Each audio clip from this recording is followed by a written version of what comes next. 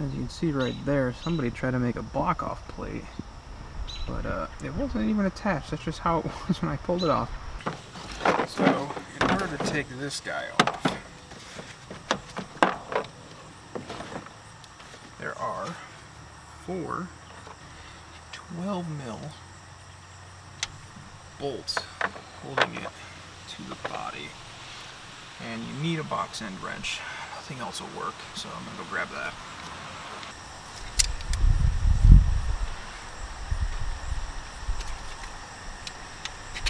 What's up, YouTube? So I'm gonna do some voiceover commentary while the video plays, just to help out. My audio is not the greatest right now, so what we're doing right now is we're gonna tear apart the Nikki Carburetor and get it cleaned up. There's a lot of leaking fuel everywhere. There's a lot of vacuum hoses that I don't know what goes to where, and it's hard to diagnose issues with it on the car.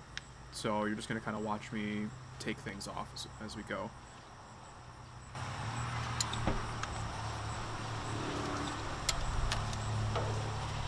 Oh, there are 4 12mm bolts that need to come off.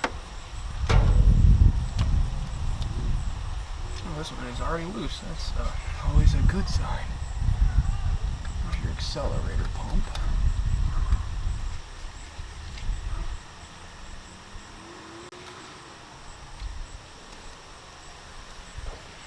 One bolt, yeah, it's covered in gas.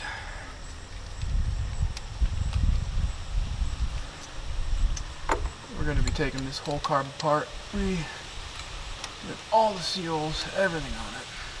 Luckily, this carburetor has most of the actual vacuum assemblies off of it, like the vacuum assisted choke, the air solenoids. It's a lot harder to get this carb off typically with all that on there.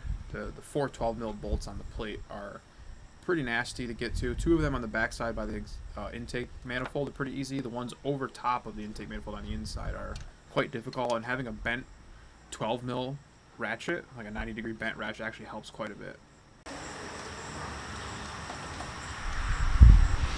This guy right here, this is your return fuel line, and this is your intake.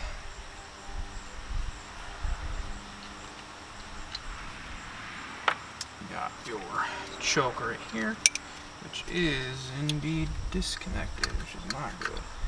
There's a lot of stuff actually disconnected in here. It's missing.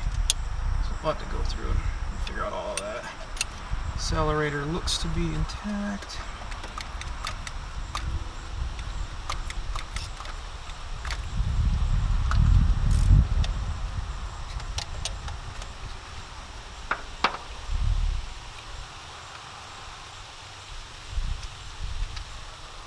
Okay, all of those bolts are now off, so this should wiggle free. Yep, beautiful, okay. Now, we're going to have to disconnect these guys, which is always good fun. Looks like nothing there.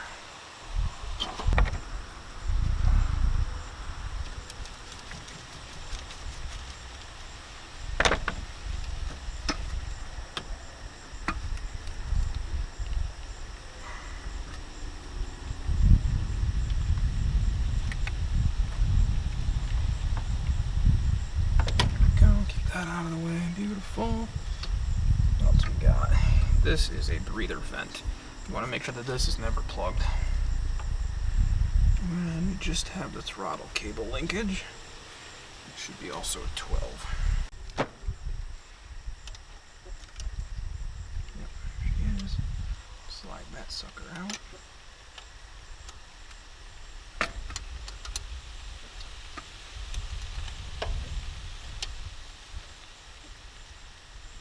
Go. Now we can get this out of here, up through the back side, undo your throttle linkage.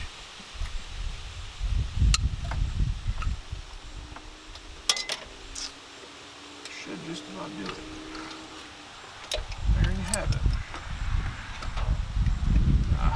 This is for your dash pod. Make sure this is off.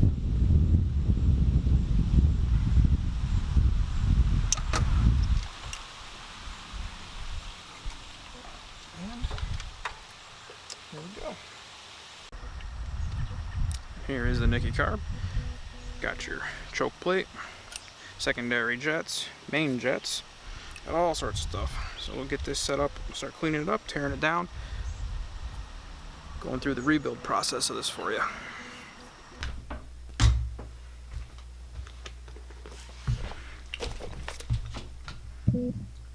Super handy to have.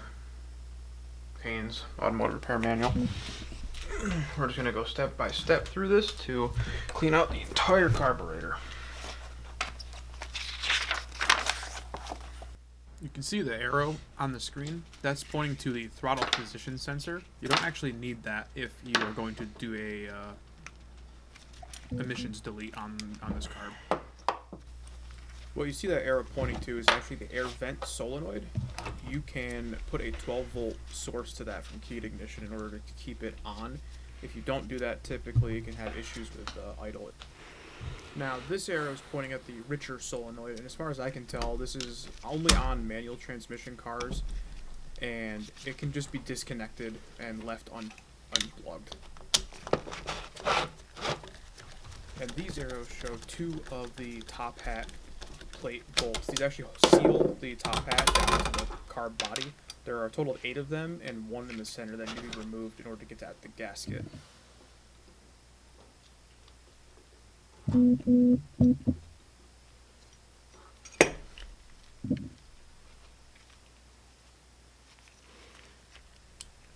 this arrow is pointing at the middle center bolt that holds the top hat down. This is where you actually bolt the air filter to, but it also acts as a tie down for the top hat, so remove that too.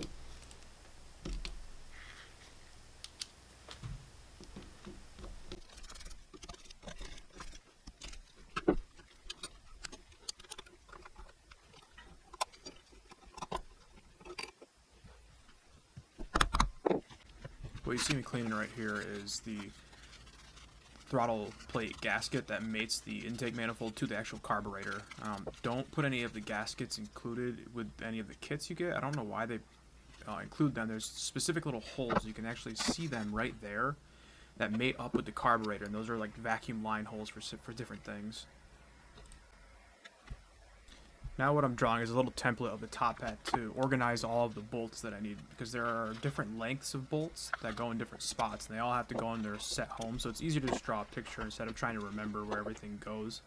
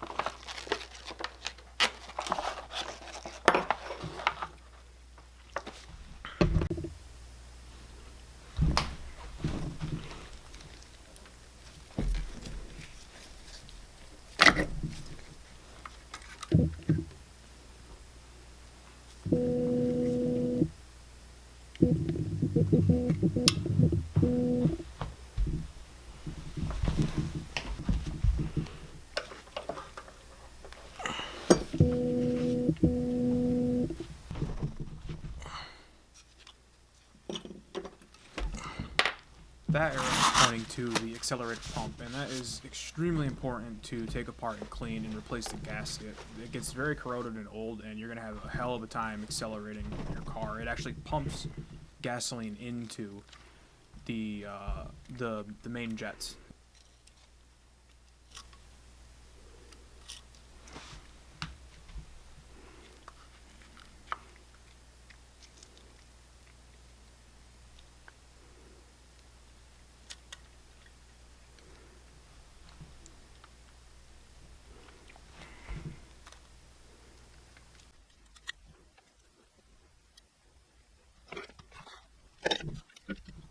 And this is the float for the float bowl, the bar that holds the float to it, and the needle which bounces up and down in the jet. You just want to take it apart, kind of look at how it's put together. There's a little slot that slides in, and then you just want to very gently clean the inside of the needle, make sure you can see light through it, and you should be good.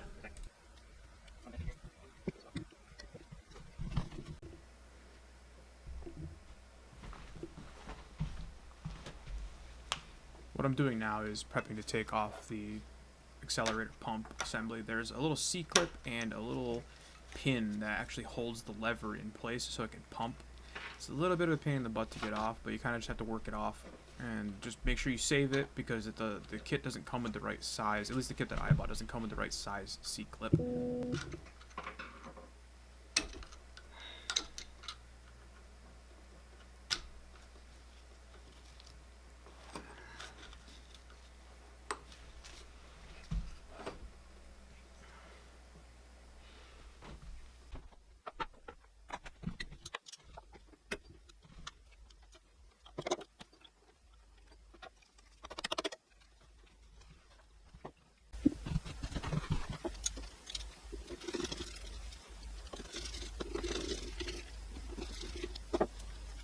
That right there is the accelerator pump gasket, and that should be very nice and flexible, and it was absolutely not.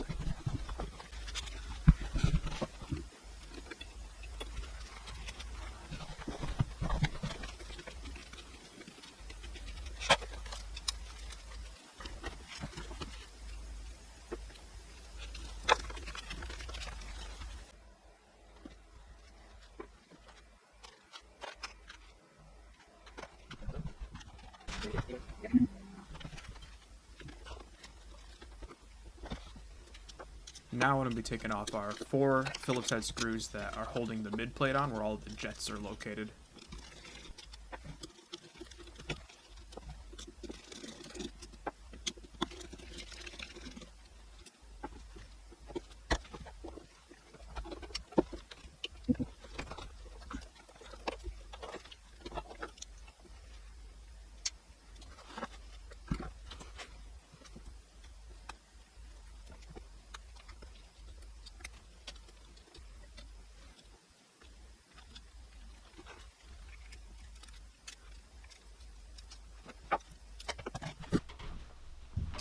That right there is your sight glass gasket. There's a rubber gasket and a paper gasket that seals the gasoline in.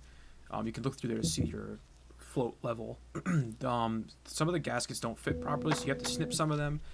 I had one that fit just enough where I could poke it in, and the other one that you'll see later I had to actually cut. These 2 bolts are just gaskets to get into the jets in the float bowls. You can change those if you want to. It's just a screw and a gasket.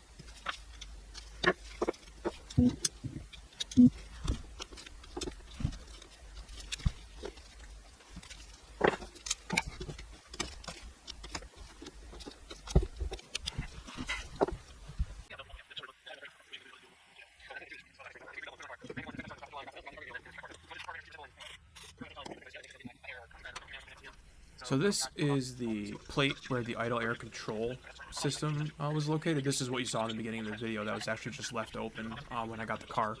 So this needs to be sealed off completely. You're going to be sucking unmetered air straight into your intake through this hole.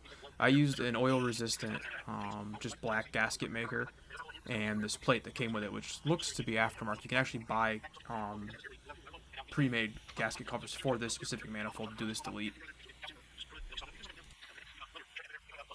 So that bolt was actually a stud, and what you can do is just take a pair of pliers and unscrew it. It does come out, it's just a little tight, but you can replace it with the same thread as the other two you see there.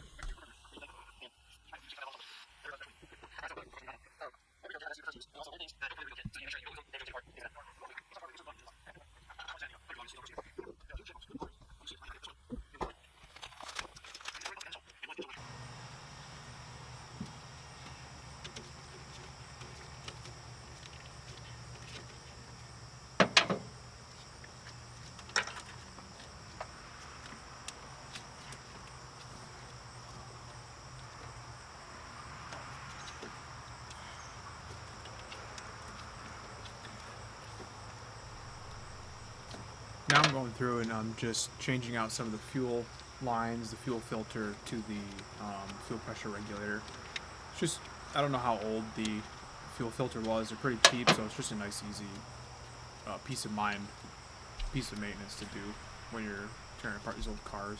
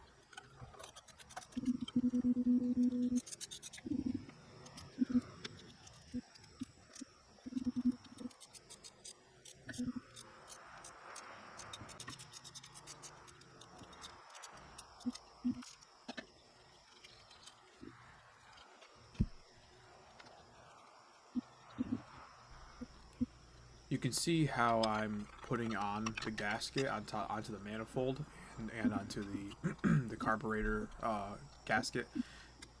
Don't put those on. I found out after I had recorded this that you do not want to put those on. It causes all sorts of weird issues with like vacuum stuff.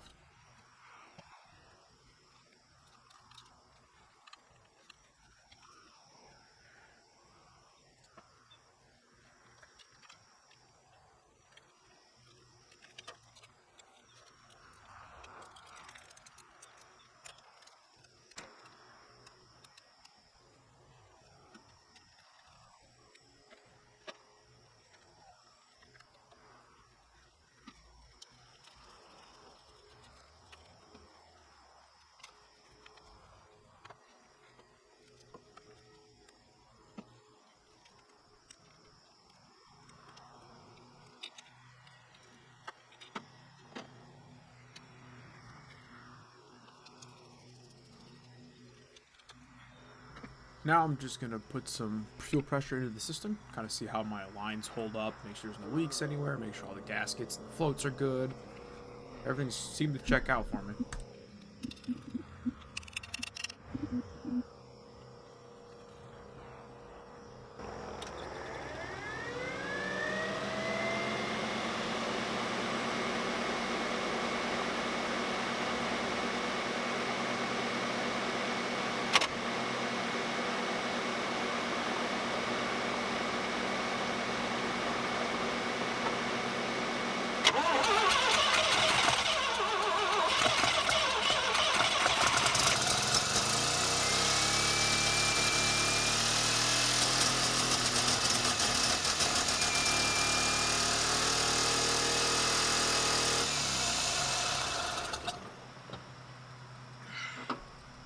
So as you can see, it actually started up and it idled, sort of.